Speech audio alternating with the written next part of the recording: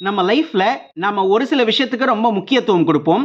அப்படி நான் உங்களுக்கு ஒரு 5 விஷயம் ஏற்கனவே சொல்லியிருந்தேன். அதாவது fundamentals, health, wealth, happiness and discipline. இதுல நம்ம ஃபர்ஸ்ட் விஷயமான ஃபண்டமெண்டல்ஸை பத்தி தான் இன்னைக்கு பார்க்க போறோம்.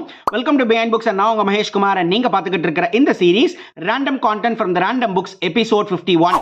மோஸ்ட் ஆஃப் த டைம் நாம பேசிக்ஸ்க்கும் ஃபண்டமெண்டல்ஸ்க்கும் வித்தியாசம் தெரிஞ்சுக்காம கன்ஃபியூஸ் பண்ணிக்குவோம். பேசிக்ஸ்ன்றது ஏபிசிடி மாதிரி. அதாவது நீங்கள் ஸ்கூலுக்கு சேர்ந்து ஏபிசிடி கற்றுக்கிட்டு வேர்ட்ஸு, சென்டென்ஸு, ஸ்டோரி இதெல்லாம் அப்படியே லைனாக பிக்கப் பண்ண ஆரம்பிச்சிருவீங்க. இதை தான் பேசிக்ஸ்னு சொல்கிறோம்.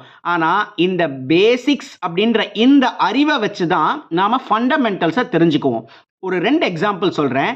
உங்களுக்கு செஸ் விளையாடணும் அப்படின்னா அதனுடைய ரூல்ஸ் தெரியணும் இல்லையா? இதை ரூல்ஸுக்கு பதிலாக ஃபண்டமெண்டல்ஸ்னு அதை மாற்றிக்கலாமா?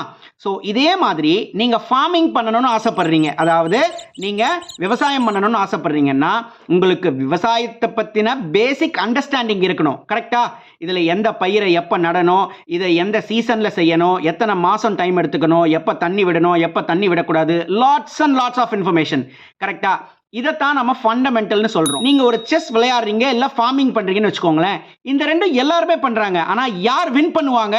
அந்த ஃபண்டமெண்டலை யாரு கரெக்டா புரிஞ்சுக்கிட்டு அதை ஸ்ட்ராட்டஜிக்கா எக்ஸிக்யூட் பண்றாங்களோ அவங்க தானே வெற்றியாளராக மாறுறாங்க. அவங்களுக்கு தான் நல்ல மகசூல் வருது. அவங்க தானே செஸ்ல வின் பண்றாங்க.